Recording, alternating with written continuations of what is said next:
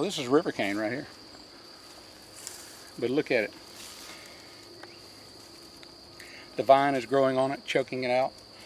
What happens when river cane struggles to grow because it's being outcompeted for sunlight. So there's river cane growing all through there. When river cane is basically a pure stand, we can get rid of some of the trees in through here and open up the canopy a little bit and let the sunlight in, and we can come in and remove the invasives. And if we remove all the invasives and let the river cane go, river cane will just practically sprout up and jump up real quick.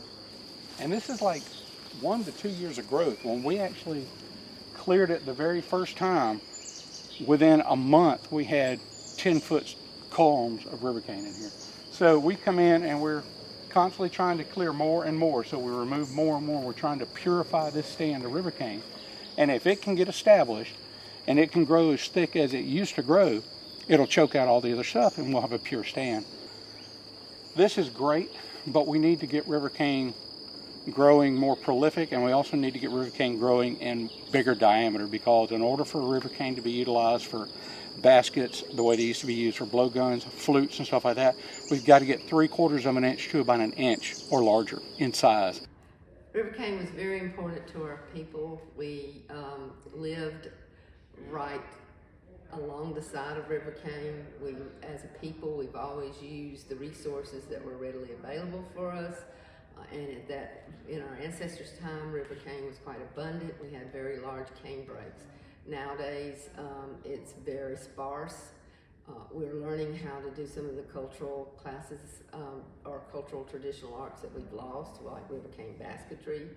And there are a multitude of different uses for river cane. One thing that we're currently working on is river cane basketry. We've been to several trainings and had some visitors come to us to help us understand and relearn how to use the cane in basketry. So to do that, it's quite a process. We've had to learn to split the cane, to process it so that it is basketry material and thin enough so that it can be bent and woven into a basket.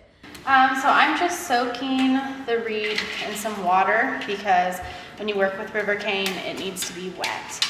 It's a very stiff material. So one of the things you need to really do is get it really thin.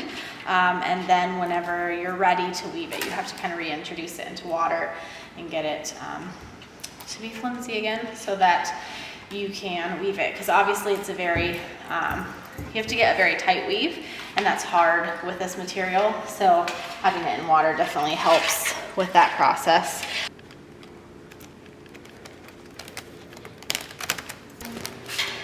I am weaving a traditional, this is just a basic twill pattern river cane basket that I was actually taught how to make this by a gentleman that came and visited here on the reservation and is teaching us different uses of river cane.